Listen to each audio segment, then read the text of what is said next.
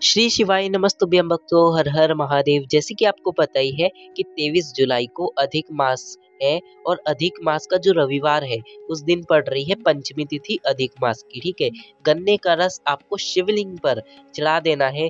जो भी आपकी धन को लेकर समस्या होगी वो धन की समस्या दूर होगी। तो चलिए हम सभी लोग इस उपाय को जान लेते हैं। ये उपाय मैं आपको पूज्य पंडित प्रदीप जी मिश्रा जी की शिव महापुराण कथा से ही बता रहा हूँ। तो आइए हम सभी लोग उपाय को जानते हैं। ठीक है, इस वीडियो में मैं आपको टोटल रविवार के 4 उपाय बताऊंगा। चारों उपाय में से आप कोई भी एक उपाय कर सकते हो। ठीक है, सबसे पहला उपाय जो कि होने वाला है आपके परिवार की रक्षा के लिए। ठीक है, अगर आपका पूरा परिवार कोई समस्या में है तो उसके लिए ये उपाय है। ठीक है, यानी कि पूरे परिवार की रक्षा के लिए सभी काम इस उपाय से होते हैं। कोई भी एक जन परिवार का इस उपाय को कर लेता है तो सब अच्छा ही अच्छा होता है। ठीक है, इस उपाय को कैसे करना है मैं बताता हूँ। ठीक है, हम मंदिर तो रोज जाते ही है शंकर जी के। ठीक है, शंकर जी के मंदिर हम रोज जाते ही है। ठीक है, तो क्या करना है, शंकर जी के हम मंदिर जाते हैं तो जो 1 लोटा जल लेकर जाते हैं, वैसे तो अभी सावन में बहुत से लोग 2 लोटा जल लेकर जा रहे हैं। अगर 2 लोटा जल भी लेकर जा रहे हैं तो उन दोनों लोटे के अंदर हमें थोड़ा थोड़ा मात्र 1 चम्मच गंगा जल डाल देना है। ठीक है, अगर 1 लोटा लेकर जाते हो तो उस 1 लोटे जल के अंदर गंगा जल डाल देना। नहीं लेकर जाते, 2 लोटे लेकर जाते हो, दोनों लोटे में डाल देना। ठीक है, यानी कि हमें गंगा जल तैयार कर लेना है। ठीक है, गुरुजी ने कहा है पंचमी के दिन इस उपाय को करना चाहिए। और जो मैंने गन्ने का रस वाला उपाय बताया आपको वो अभी आगे बताऊंगा। ठीक है, तो ये उपाय सबसे पहले जानते हैं। आप ऐसा जल तैयार कर लेना। ठीक है, इस जल को पंचमी के दिन लेकर जाना है आपको शंकर जी के मंदिर में। ठीक है, जाओगे शंकर जी के मंदिर में, जाने के बाद आपका जो फेस होना चाहिए वो उत्तर दिशा की ओर होना चाहिए। कौन सी दिशा? उत्तर दिशा। और पीठ दक्षिण दिशा। ठीक है, आप ऐसे जाकर बैठ जाना शंकर जी की शिवलिंग के सामने। बैठोगे, उसके बाद जो 1 लोटा जल है या फिर 2 लोटा जल है, अगर आप कावड़ जल लेकर आए हो तो श्री शिवाय नमस्तुभ्यम कहते हुए समर्पित कर देना है। अगर 1 लोटा जल लेकर आए हो तो भी श्री शिवाय नमस्तुभ्यम मंत्र का स्मरण कर कर समर्पित कर देना है। बस आपको इतना ही कर लेना है। जो व्यक्ति पूरे परिवार का एक व्यक्ति भी इस उपाय को अगर कर लेता है तो वो परिवार हमेशा अच्छा ही रहता है। ठीक है, तो आप इस उपाय को कर सकते हो। ये था गुरुजी का पहला उपाय।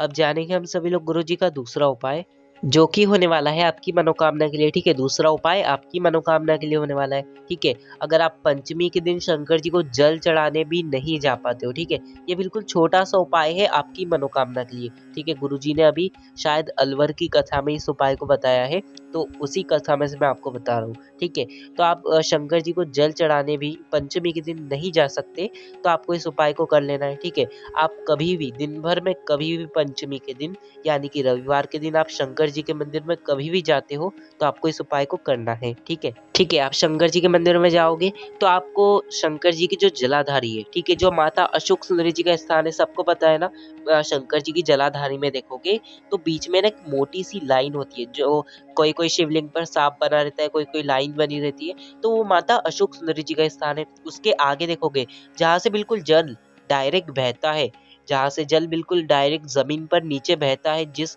जलाधारी पर, जैसे कि ये कोना देखिए, मैंने यहाँ पर एक सर्कल बना दिया।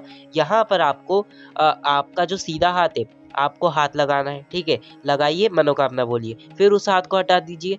फिर जैसे हम त्रिपुंड लगाते हैं शंकर भगवान को, उसी तरह वहां पर हमें हाथ 3 बार घुमाना है। ठीक है, 3 बार आपका जो हाथ की हथेली है 3 बार वो जलाधारी पर जहाँ से पानी गिरता है वहां पर हमें 3 बार उस पानी को रोक लेना है और जो भी मनोकामना है वो शंकर भगवान से कह देनी है।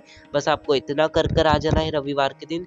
जो व्यक्ति इस उपाय को रविवार के दिन या फिर किसी भी दिन कर लेता है तो उसकी मनोकामना शीघ्र ही पूरी हो जाती है। तो ये था गुरुजी का मनोकामना वाला उपाय। अब हम लोग जानते हैं आखिरी चौथा उपाय जो कि आप कब से वेट कर रहे हो, गन्ने के रस का। ठीक है, आप सोच रहे होगे कि गन्ने का रस तो हमें तुलसी जी में चढ़ाना है वाला उपाय है क्या, पर नहीं, ये वाला उपाय नहीं है। इस उपाय को हमें शनिवार के दिन ही करना था। ठीक है, इस उपाय को हमें शनिवार के दिन करना था। जिसने कर लिया बहुत ही अच्छी बात है, वरना फिर आप इस उपाय को अगस्त में जो अधिक मास की पंचमी दूसरी आएगी तब आप इस उपाय को कर सकते हो। ठीक है, पर ये जो है दूसरा उपाय है।